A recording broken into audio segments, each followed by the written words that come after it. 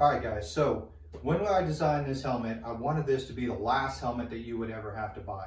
With the expense that we put into gear and stuff like that, what I wanted a helmet that was designed modularly so that you can replace all your normal wear and tear type components. So one of the things that we wanted your polycarbonate lens to be able to be replaceable.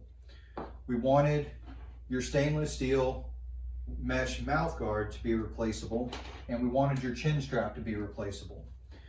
The other feature that I wanted to be replaceable, I talked about in another video, was I wanted just this right side of the Velcro to be replaceable. The reason is because when we're constantly taking this on and off, it's always the soft side of the Velcro that basically ends up wearing out. And once it wears out, then the helmet has a tendency to kind of pop open under stress and stuff like that. Now, typically we get several years out of use of this soft side of the Velcro. Like I've talked about before in the past, I've used these helmets for 10 plus years and I've only had to replace these things maybe once or twice, but still I wanted it to be something that could be replaceable. So you'll notice that all the other Velcro on the helmet is sewn except for this one piece here. This one piece here, I'm going to show you how to go ahead and replace.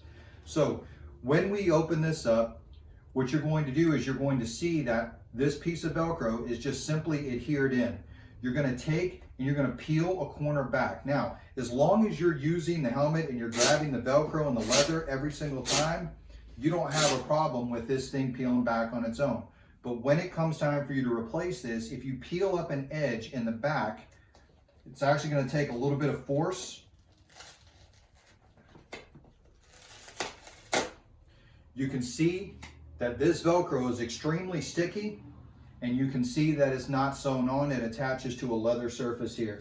So if you have to replace that, you're going to buy a piece of adhesive backed Velcro. You can find these things at Lowe's, Home Depot, any kind of home repair store, stuff like that. You want the 2-inch black is what we like to use. So you're going to cut off about 5.5 inches of the Velcro.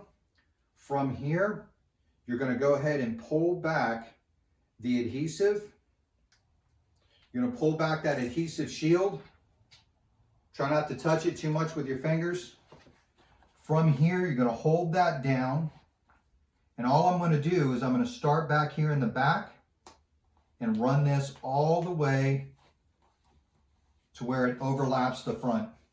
I like to use the handle of the scissors and just run it all the way over this thing and run it in really good so that that adhesive, which is pressure activated, really adheres on there. Now it's going to overlap here, and that's fine, because now we're going to take our scissors